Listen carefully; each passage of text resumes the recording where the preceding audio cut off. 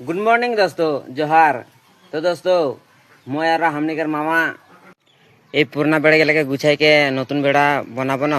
তো এইগুলা গুছাইকে নতুন বেড়া বানাইলে বাঁশ কাটলে দাদা কালিয়ে কাট রহে কেটামান বাঁশ মানে 10টা মান বাঁশ কাটলে আর दोस्तों हैया हमनिकर मामा बाँस गिला काटे के फाड़िया है और मैं भी এখন बाँस कर काटे गिला काटबो और काटे के फाड़े देबो फाड़ार पीछे बेड़ाटा गाँथबेक मामा तार पीछे लागाई दिबा आगो दिके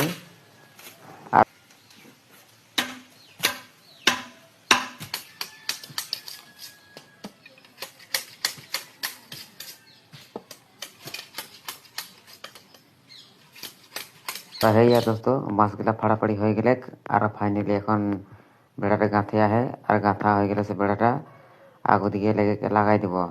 আর ভিডিওটা ভালো লাগলে সে লাইক একটা করে দেবে।